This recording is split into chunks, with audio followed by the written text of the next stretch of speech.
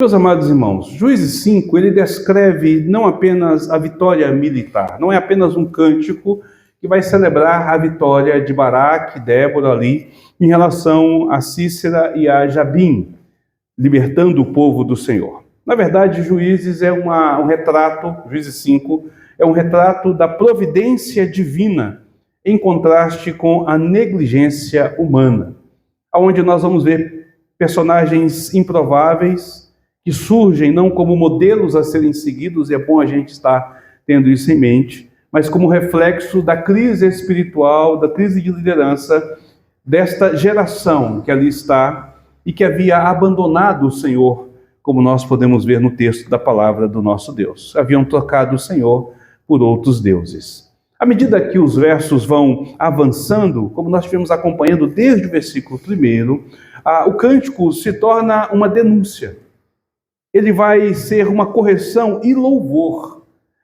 E ele vai então apresentando isso, mostrando quão Deus tem sido fidedigno à sua palavra e à sua aliança, e vem mostrando o quanto a negligência, o quanto que a desobediência, o quanto que o abandono do Senhor traz consequências para o seu povo, ainda que este Deus que haja com a sua aliança venha em favor do seu povo para trazer libertação, para agir com graça e misericórdia. Nós não devemos olhar para este cântico e tirar deste cântico algo que seja aplicado para a nossa vida, usando esses personagens como heróis, usando esses personagens como pessoas a quem nós queremos imitar. Não. Nós devemos de olhar isso com um olhar crítico e perceber, apesar deles, Deus agiu com fidelidade, graça e misericórdia. Por isso eu quero convidá-lo a voltar os seus olhos agora para os versículos 19 a 23, onde nós estaremos fazendo a leitura, versículo 19 ao versículo 23, porque é a parte onde inicia então essa última etapa deste louvor. Nós vamos perceber que aqui começa se dizendo assim: vieram os reis e pelejaram os reis de Canaã em Taanaque, junto às águas do Megido, porém não levaram nenhum despojo de prata. Desde os céus pelejaram as estrelas, contra Sísera desde a órbita o fizeram. O ribeiro Quizon os arrastou, Quizon, o ribeiro das batalhas. Avante, ó minha alma, firme. Então as unhas dos cavalos socavam pelo galopar, o galopar dos seus guerreiros. Amaldiçoais a Meroz, que diz o anjo do Senhor, amaldiçoai-o duramente os seus moradores, porque não vieram em socorro do Senhor e dos seus heróis. O que temos aqui, querido? Nós vamos perceber que essa etapa começa no versículo 19, dizendo que um exército agora se aproxima de Israel, vem em direção a esta luta, a esta batalha. E é interessante que quando nós lemos o capítulo de número 4 e lemos a primeira parte deste cântico, nós vamos perceber que Débora fala de um exército dirigido por Sísera. Mas aqui parece ser um contingente bem maior. Em nenhum lugar deste confronto com Baraque, nós vamos ouvir falar que outros reis de Canaã se juntaram a Jabim. Mas o texto deixa claro aqui que reis de Canaã estão vindo. Veja bem, pelejaram os reis de Canaã em Taanaque. Ora, o que isso significa, querido? Por que então ele está citando vários reis se juntando nessa batalha, quando na verdade a batalha acontece diretamente com Sísera, o comandante do exército de Jabim, e o exército exclusivo de Jabim? É porque isso aponta para algo mais profundo. Usando a linguagem poética, retrata uma guerra que transcende o campo militar. Era como se os filhos de Israel, agora, nesse instante, pela visão que é dada a Débora neste cântico, pela direção de Deus sobre ela ao construir esse cântico, é como se os filhos de Israel estivessem enfrentando um sistema inteiro. Todo aquele povo antigo estivesse ali sendo representado, e não apenas um inimigo pontual, mas um inimigo maior. E eles vêm agora confiantes, armados, estruturados. Eles saíram em busca do seu esposo, em busca da sua prata, para subjugar a Israel, para, na verdade, destruir a Israel. Os filhos de Israel seriam, na visão deles, aniquilados, acabados. Mas os despojos não foram tomados. A prata não foi conquistada, porque o poder ali foi totalmente frustrado. E nós temos duas visões. A visão do poder humano, da confiança nas coisas do homem, na força do homem, no poderio militar, mas nós temos também a confiança no sistema humano, no sistema mundano, no sistema deste mundo caído. Tudo isso agora está em jogo, querido. É por isso que nós vamos para o ponto mais impressionante desta parte, que é quando Débora agora, depois de falar destes reis que se levantam, deste exército que entra na batalha, nessa região de Tanak, e ali começa então todo o confronto, esperando serem vencedores. Débora então diz que desde os céus pelejaram as estrelas. A batalha se torna cósmica. É o Senhor quem guerreia. O cântico mostra que o universo se curva ao seu comando. As estrelas, os cursos celestes, os próprios elementos da criação obedecem à ordem divina. Tudo agora vai convergir nesta ação de Deus, porque não é apenas a libertação militar, mas é a libertação do povo da aliança. É a restauração deste povo, é o retorno deste povo, ainda que parcial, à presença do Senhor e à promessa do Senhor, daquilo que Ele vem revelando desde sempre, desde Gênesis 3,15, como nós vimos pela manhã, onde viria um resgatador, um juiz final, um rei poderoso final. Observe que o texto vai nos dizer, a partir do versículo de número 21, que o ribeiro Quizon os arrastou. O que isso significa? Nós vemos no versículo, ali do capítulo 4, do versículo de número 4, que houve uma chuva, uma intensa chuva acontecendo. E então, eu queria chamar a sua atenção para um fato interessante. Quando nós lemos no capítulo de número 4, nós vamos ver que Deus diz a Baraque, através de Débora, que ele deveria de ajuntar 10.000 homens e deveria de subir ao Monte Tabor porque ali, naquela região, Deus iria entregar Sísera na mão dele. Sísera estava já derrotado, na primeira palavra que Deus fala a Débora. Nós vimos também que no próprio capítulo de número 4, de repente, Baraque toma a iniciativa, quando diz levante-se, ele levanta e desce. Nós vimos que esse levantar tem a ver exatamente com essa ação de Deus inicialmente, que mostra a Baraque que ele deveria realmente de confiar no Senhor, e poderia confiar e seguir à frente na batalha, por isso que ele vai nessa direção. Mas é importante a gente pensar que Sísera, gente, não é de forma alguma uma pessoa boba. Sísera não é uma pessoa ingênua. Sísera é um comandante de um grande exército. Para chegar ao comando deste exército, existiam seus méritos de guerra, existia a sua força, a sua compensação. Então pense, Sísera jamais teria levado os seus carros para uma região aonde houvesse risco destes carros serem destruídos. Passar então pela beira do ribeiro de Quizon, passar por aquela região de vale, ele nunca iria fazer isso se soubesse que houvesse uma previsão de chuva, se ele percebesse que, de repente, pudesse acontecer alguma coisa que iria travar as rodas do carro. Que o cavalo não poderia simplesmente galopar de forma tranquila. Pense comigo. Quando Deus reúne a Baraque com os 10.000 no Monte Tabor, é possível que Sísera tenha pensado assim, que povo tolo. O melhor local, o melhor campo de batalha para mim. O ribeiro Quizon está seco. Não é período de chuva. Não há enchente. Vai ser fácil usar as margens do rio como estrada para trafegar com os meus carros. Eles poderiam ter ficado em locais melhores, mais estratégicos, aonde eles poderiam então nos acuar, mas eles se colocaram na nossa mão, é o pensamento de Sísera. Percebe que aqui no versículo 19, a Débora vai me apresentar isso, como ele diz assim, pelejaram, porém não levaram despojo de prata, como aqueles que queriam realmente isso, eles já chegaram achando que iriam vencer. Percebe? Então o que Sísera está fazendo? O seu plano dependia de terreno seco e o terreno está seco.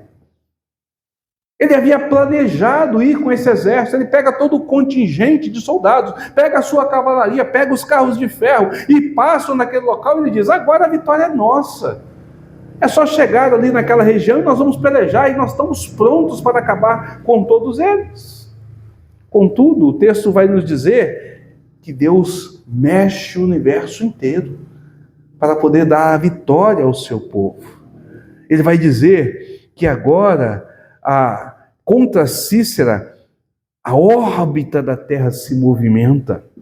O ribeiro Quizon, então, agora vai se encher. Vai se encher. Uma chuva torrencial, do nada, começa a surgir quando eles estão exatamente no momento correto, no local correto, onde Deus designou que iria desembarcar. Então chove copiosamente.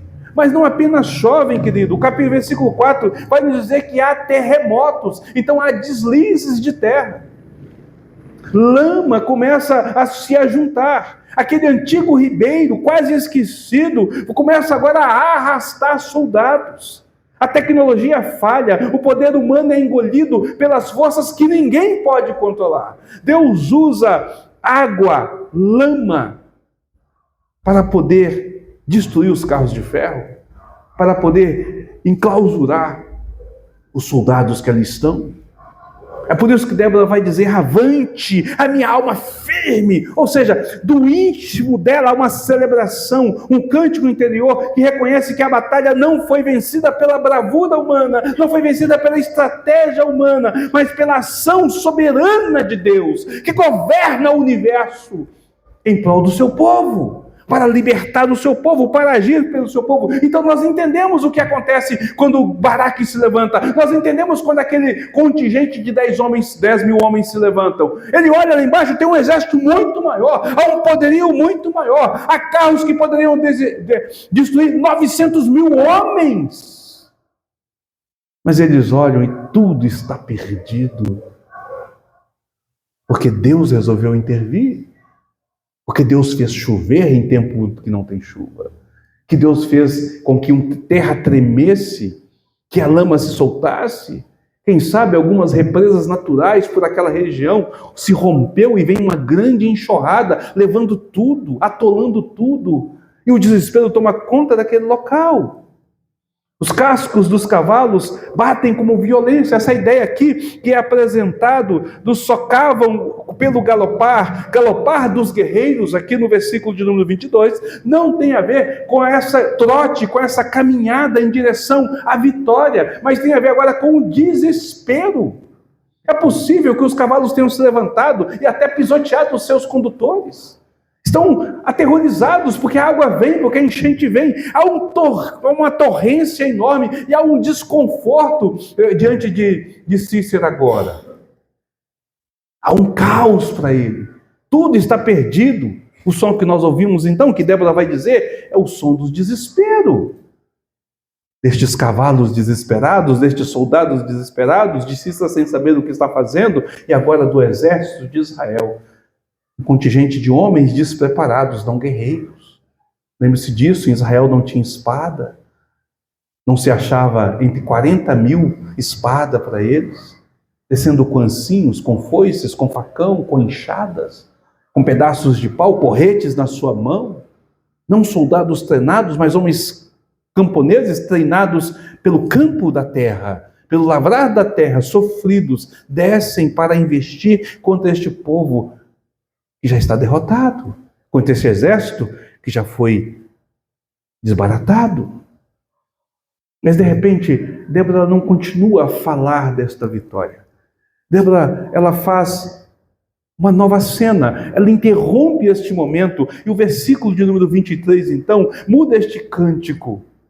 Após ela mostrar que Deus vence os inimigos, ela não vai dizer como que os exércitos seguem. Observa, ela não diz que Baraque desceu, que isso aconteceu, que foi isso que foi feito. Ela diz, Deus derrotou este exército. Mas aí ela muda o capítulo agora, o versículo agora, muda a intenção agora, e Débora revela o julgamento reservado aos que deveriam ter lutado e não lutaram. Versículo 23, amaldiçoai a Meroz, diz o anjo do Senhor, amaldiçoai duramente os seus moradores, porque não vieram em socorro do Senhor dos exércitos.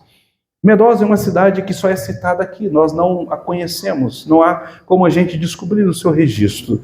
Mas nós sabemos que se trata então de alguma cidade próxima, algum povo ali próximo, que vê essa guerra e que pertence à aliança, pertence ao povo de Israel. Essa cidade então, esquecida, desconhecida, ela se torna um sinal da omissão, um sinal visível daqueles que não se engajam nas coisas do Senhor. Anjo do Senhor aqui, querido, que é uma figura recorrente nas Escrituras, e quando você vê isso citado com o A maiúsculo, né, com A em caixa alta, anjo do Senhor, ela se refere à própria manifestação de Deus. É uma teofania, Deus se manifestando. E este Deus não apenas censura, como nós vemos isso ser feito com as tribos anteriores. Quando Deus censura a Rubem, censura a Gad, a Azer, a censura a Dan. Deus agora, mais do que isso, ele amaldiçoa. O povo de Meroz violou a aliança. Essa maldição, então, não é apenas um aviso, mas ela é para nós um exemplo teológico. Enquanto as forças externas estão sendo derrotadas pelo Senhor, a omissão interna também é julgada por este Deus. Deus não apenas julgou aqueles que estão de fora, mas julgou aqueles também que estão de dentro e que estão fora. Percebe? Fazem parte deste povo, fazem parte deste conjunto, mas não fazem parte da aliança com o Senhor e não atendem a essa realidade. A expressão usada aqui é simplesmente poética. Eles não vieram ao socorro do Senhor. Nós vemos que Deus não precisa de socorro. E Baraque não precisa de socorro, mas a ideia é, ao ver a batalha, ao ver o surgir da batalha, a ver aquele revolver das pessoas, a ver aquele tumulto, quando eles observam aquilo, eles deveriam de ter se engajado. Deveriam de ter dito, vamos lá, vamos nos ajuntar a eles, vamos fazer junto força com eles, porque Deus nos deu a vitória. Mas eles não fizeram, se omitiram completamente. Deus então os amaldiçoa, os condena por essa omissão. Isso faz a gente refletir sobre nós mesmos, irmãos. Quantas vezes a igreja está empenhada, o povo de Deus está empenhado, está envolvido, e nós falamos, não, eu não vou fazer isso, eu não vou me envolver. Não, eles podem dar conta, eles fazem sozinhos. Mas Deus nos chama para estar juntos nessa batalha, nessa lida, nesta luta, para a sua glória e para a sua honra. A lição não poderia ser mais clara.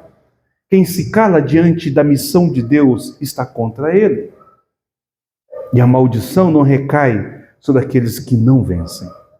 Veja, não é sobre aqueles que foram derrotados, não é sobre aqueles que, ao tentar batalhar, caíram ao longo do caminho. Não é sobre esses que vem sua maldição, é sobre aqueles que escolheram não lutar.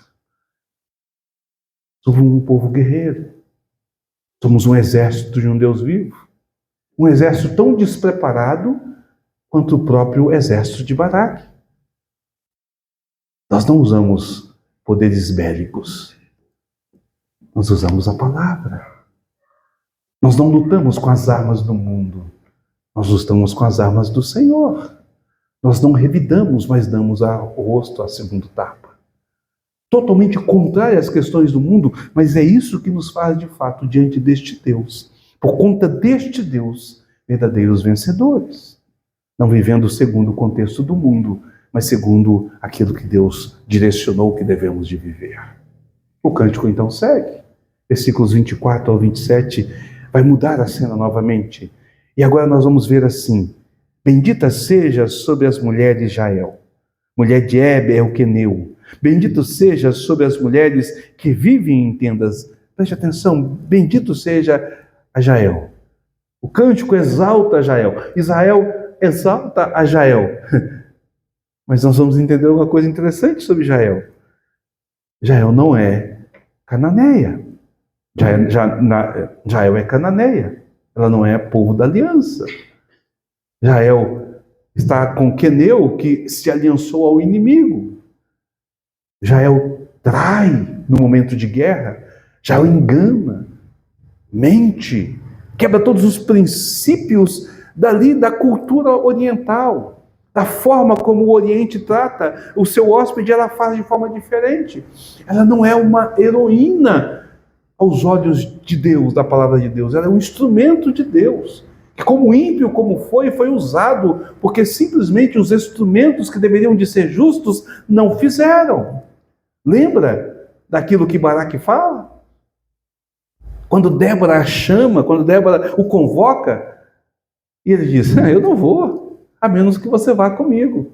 Então Deus, através de Débora, fala, sim, ela vai. Débora diz, eu vou, mas preste atenção, você não terá a glória de matar a Cícera. Será dada a uma mulher. E aí nós ficamos pensando que talvez Débora iria fazer isso. Mas não é Débora. É uma mulher que é pagã, que não está servindo ao Senhor, para envergonhar mais ainda o herói do Senhor, para envergonhar a falta de fé deste povo, para envergonhar a falta de disposição em servir deste povo. Sigamos o texto. Água pediu ele, leite deu ela. Em taça de príncipe lhe ofereceu nata. A estaca estendeu a mão e ao maço dos trabalhadores à direita. E deu o golpe em Cícera. Rachou-lhe a cabeça. Furou e transpassou-lhes as fontes. Aos pés dela se encurvou, caiu. Ficou estirado. Aos pés dela se curvou e caiu. Onde se encurvou, ali caiu morto. Jael é dita como bendita entre as mulheres de tenda. Preste atenção nessa expressão. Mostrando que aqui essa referência às mulheres nômades e às mulheres simples, que estão fora dos circuitos religiosos, das mulheres que estão fora do contexto das mulheres de Israel. A referência é para uma mulher que não está no contexto de Israel. Israel vivia em casa. O cântico, então, ele não exalta como modelo de conduta, como modelo padrão espiritual, e sim como instrumento da ação soberana de Deus. Ela, como parte externa da aliança, ela age com a coragem que os filhos da aliança negligenciaram. Versículo 23, Deus amaldiçoou aqueles que ficaram inertes, aqueles que não saíram, que desobedeceram, aqueles que não foram. Versículo 24, Deus exalta aqueles que não são da aliança e fizeram. Deus está criticando, está reclamando contra o seu povo da sua falta de fé, da sua falta de compromisso com ele, levantando então pessoas ímpias para tomar o lugar, para cumprir o propósito de Deus. O texto segue dizendo que Cícera, esse comandante de carro de ferro, ele entra nessa tenda buscando proteção, ele pede água, ele recebe nata, é servido com honra e com confiança, mas a hospitalidade que lhe é servida é também o seu cativeiro e a sua própria morte. Ela estende, pega a mão a uma estaca, pega um amasso, um martelo, que é para usar para prender a estaca em outras mãos, e crava a cabeça deste homem no chão. Não há romantização na cena. É dura, é direta, é desconfortante. É difícil até a gente imaginar essa cena. Ela é aterrorizante aos nossos olhos. É grotesca. Mas isso se faz porque Deus é justo. Ainda que executando a sua justiça por mãos inesperadas. Assim o guerreiro não morre no combate, mas aos pés de uma mulher que vive em tendas. Observe que o texto repete, encurvou, caiu, ali caiu morto. É a humilhação de Cícera. Não apenas do exército militar. A lição diz, Deus continua agindo soberanamente. Deus mesmo age. Deus não falha. Ele havia escapado do exército. Ele havia escapado da tempestade. Ele havia escapado da lama. Mas ele não consegue escapar das mãos do Senhor, que promove a justiça. Às vezes, queridos, neste mundo nós olhamos e falamos, nossa, dá a impressão que Deus não age. As coisas estão acontecendo e as pessoas parecem que os ímpios vivem de uma forma maravilhosa, porque O mal não alcança, o alcança, querido. No tempo oportuno, na hora certa, Deus irá agir com sua justiça. Ele não deixará de julgar este mundo, Ele não deixará de julgar o ímpio, Ele não deixará de julgar o rebelde, Ele não deixará de julgar aquele que vai contra a sua palavra. O seu juízo é certeiro e final. Não há recurso humano capaz de impedir a justiça de Deus. E não há quem esteja fora do seu alcance, seja para o juízo ou para ser usado por Ele, como Ele bem entender. O cântico então continua. Novamente é uma mudança de cenário. Tudo agora vai ser diferente. Versículo 28 começa nos dizendo assim: a mãe de Cícera olhava pela janela e exclamava pela grade: por que tarda em vir o seu carro? Por que se demoram os passos dos seus cavalos? As mais sábias das damas respondem, e até ela a si mesma respondia: por que não achariam e repartiriam despojos, uma ou duas moças a cada homem? Para Cícera, estofos de várias cores, estofos de várias cores bordadas.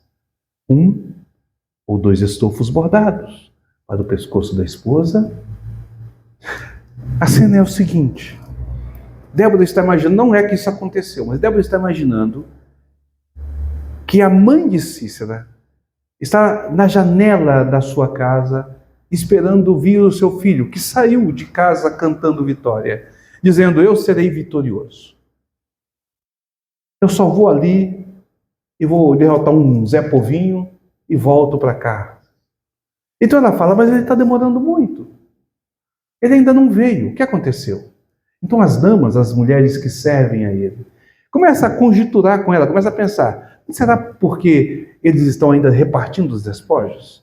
Pense bem, toda guerra tem despojos. Ele está aproveitando este momento, é por isso que ele não chegou. Não é porque algo de ruim aconteceu. Eu não quero pensar que algo de ruim aconteceu. Eu quero pensar que o que está acontecendo é exatamente isso. Eles estão se deleitando com o despojo. Uma ou duas mulheres para cada homem, irmãos, está falando daquele estrupo que acontece. Desculpa a palavra pesada e dura, mas é exatamente isso que ela está apontando. Para as mulheres que no despojo são violentadas pelos soldados. Está fazendo um contraste. Perceba que neste cântico Débora se levanta como mãe de Israel e agora ela apresenta a mãe de Cícera. Débora apresenta Jael como a mulher que mata o seu filho, e ela espera que o filho se aproveite dela. Está fazendo um contraste entre esse pensamento mundano, entre essa visão do mundo e aquilo que Deus de fato fez. Ela olha e repensa e refaz. No entanto, ela sonha com conquista, mas o seu filho já caiu. Esse contraste nítido, então, é apresentado para humilhar a relação do mundo e a visão do mundo com relação a poder e vitória. É uma vergonha terrível. Por trás dessa janela, uma mulher se sustenta com orgulho das ilusões. Ela não vê derrota. Ela não quer enxergar derrota. Vê poder. Mesmo diante do crescente silêncio que se aumenta. Meu filho tarda. Algo de ruim pode ter acontecido. Não, tire esse pensamento. Jamais iria acontecer, porque nós temos o poder. Porque nós somos vitoriosos. O cântico, ao dar voz a essa espera cega, ela revela que toda confiança colocada fora do Senhor é ilusão. Aonde você tem colocado a sua esperança e a sua confiança, querido? Aonde você tem colocado a sua espera? Nas coisas do mundo? No sistema do mundo? No poder do mundo? Devemos de colocar a nossa confiança no Senhor. A sabedoria daquelas damas não passa de engano compartilhado. Sabe aquelas vozes, aquelas pessoas que vêm do mundo para te dar conselhos, para falar para você: não, mas é assim, mas faça assim. São engano. São mentiras. não procedem do Senhor, não são as verdades do Senhor a qual você deve ouvir. E assim o texto nos alerta a quem ainda espere paz vinda do pecado, a quem ainda espera segurança em sistemas que Deus já declarou que são ímpios e derrotados. Ah, meus amados irmãos, quantos dos cristãos dessa nossa geração têm confiado mais no poder do homem do que no poder de Deus? Já reparou que nós não oramos mais como deveríamos? Deixamos a oração para a hora do desespero. Já reparou que nós não buscamos mais o conselho do Senhor, mas buscamos conselhos dos ímpios? Já reparou que nós olhamos para as coisas e julgamos à luz do mundo e não à luz daquilo que Deus faz? O mundo vive assim, mas nós não devemos viver assim. Nós não devemos esperar paz vinda do pecado. Não podemos esperar alegria vindo da destruição. Nós não podemos esperar segurança em sistemas ímpios e destruídos pelo Senhor. Todos serão julgados, todos cairão. Esses caminhos parecem promissores, mas já foram julgados por Deus. Quem confia neles, com certeza sempre será frustrado, porque a esperança deve estar na palavra do Senhor, no seu Evangelho. Como cristão, devemos nos debruçar sobre ela e aqui encontrar a esperança e a alegria necessária. A satisfação a qual nós devemos de buscar deve estar nestas palavras, neste ensinamento e não nas coisas do mundo. Lá é só ilusão, lá é só engano, lá é só mentira. No final, ao acordar, já é tarde demais. Deus nos confronta a não fazer isso. Chegamos então ao ápice desta ode, deste louvor, deste cântico de adoração e exaltação ao Senhor. O versículo de número 31, então, nos diz assim: assim o Senhor, ó Senhor, pereçam todos os teus inimigos, porém os que te amam brilham como o sol que se levanta no seu esplendor. Eu fico observando os cânticos da palavra do Senhor, os salmos, os cânticos que estão no Antigo Testamento, cânticos que há no Novo Testamento, sempre contam histórias e apresentam Deus de forma maravilhosa. Não são como os nossos cânticos atuais, que tem 2 estrofes e fica repetindo, e às vezes palavras que pouco fazem sentido ou pouco revelam de Deus. Mas os cânticos do Senhor, eles levam a uma apoteose. Perceba isso nos salmos. Você vê um salmo começar com lamento e termina com louvor. Você vê um salmo começar com reclamação e termina com louvor. Você vê um salmo começando a falar da grandeza de Deus e termina com louvor, com exaltação deste Deus, glorificando o Senhor. É crescente o cântico, ele nos leva à presença deste Senhor. E aqui Débora faz isso, ela termina a sua canção não apenas cantando, mas orando, queridos. Ela termina a sua canção com um desejo santificado. Ela não pede vingança pessoal. Observa que Débora, ainda que ela cite as pessoas, ela não dá vitória, não dá heroísmo a essas pessoas. Ela não dá grandeza a essas pessoas. Ela não exalta nada que é humano. Ela mostra que esses humanos, que esses atos humanos, que essas questões humanas, que essas pessoas, inclusive ela, é apenas instrumento na mão de um Deus soberano, de um Deus santo, de um Deus vivo. O que ela pede? Ela pede para que o Senhor continue a agir como fez até aqui, que seus inimigos pereçam e que os seus amados brilhem como o sol no seu ressurgir.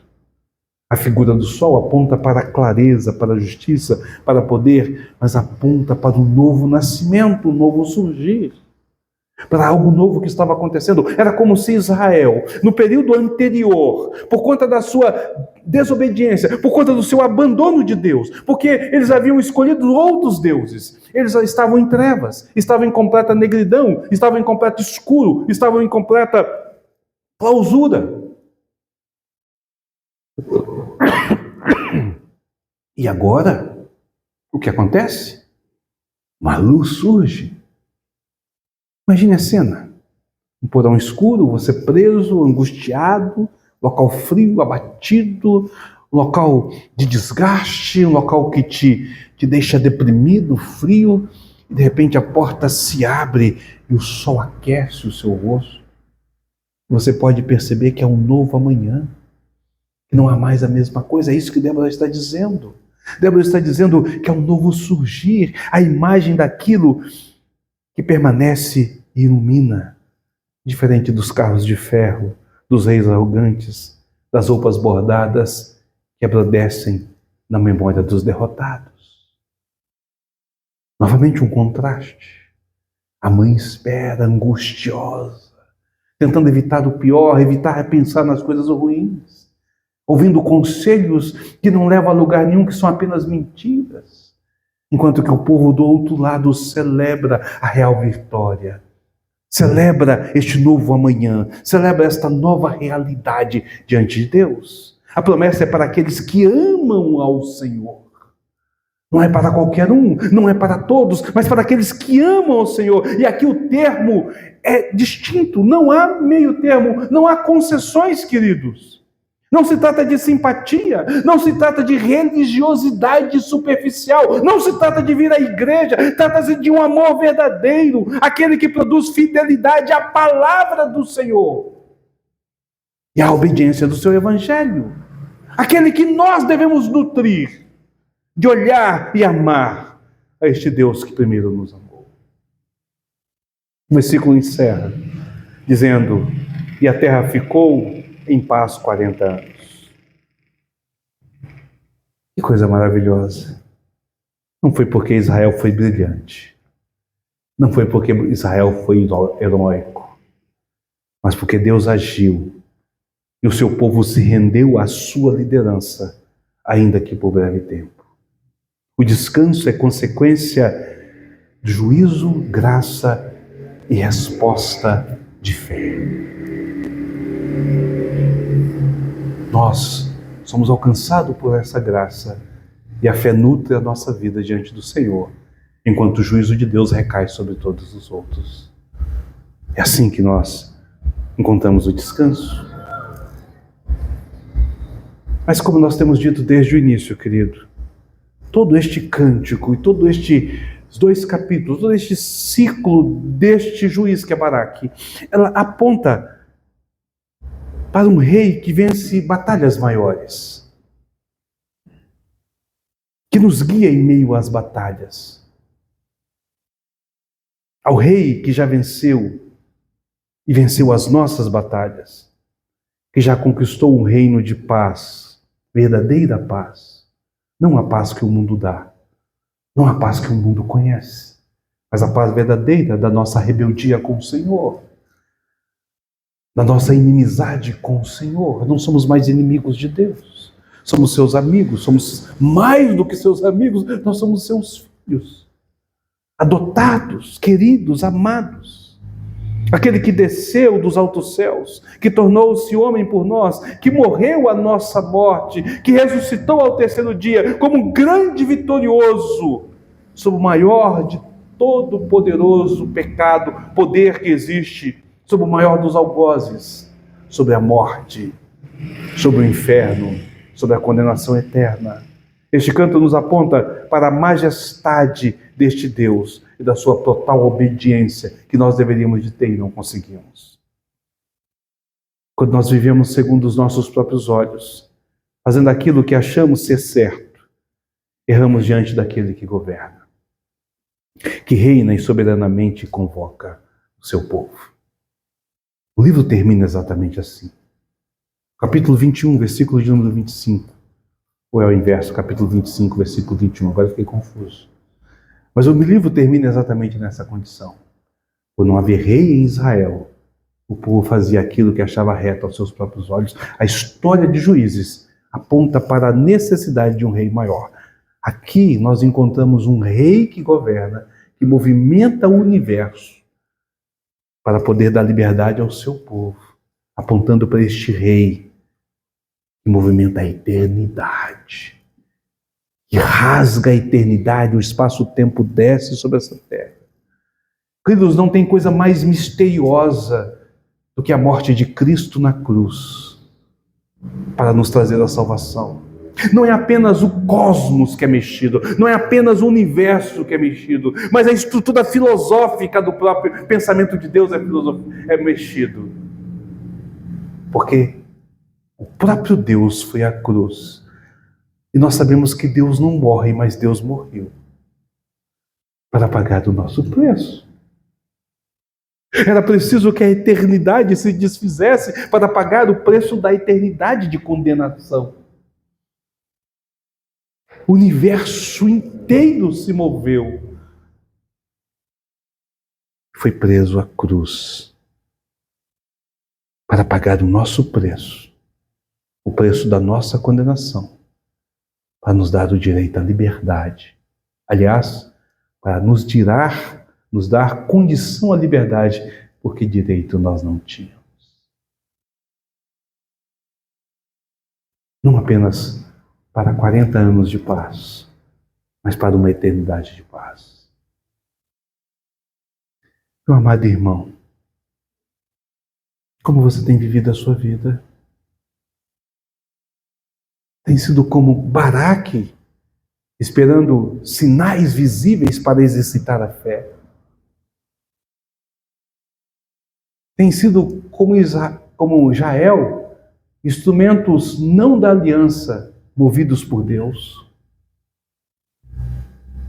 Tem sido como a mãe de Cícera, deixada sendo enganada pelo mundo, se iludindo com os conselhos do mundo, com as promessas do mundo, com as coisas do mundo? Tem sido como Meroz, mostrando-se como omissos e ausentes diante das batalhas? Ou você tem olhado como Débora, aquela que vê o que Deus de fato está fazendo, como porta-voz de Deus? Débora não é a juíza, ela é a profeta, ela é a voz do Senhor. Nós estamos sobre essa terra como vozes do Senhor. O Senhor irá deflagrar o seu reino e tem deflagrado o seu reino sobre esta terra através da igreja dele, através de nós, através da nossa fala, através da nossa profecia já revelada e que deve ser apresentada. Como nós temos vivido? Como têm sido os nossos dias? Como têm sido as nossas noites? Como nós temos caminhado diante deste Deus Todo-Poderoso e absoluto Senhor, que não move apenas céus e terra, que não move apenas lama e água, mas remove o universo inteiro para nos dizer e nos fazer mais que vencedores.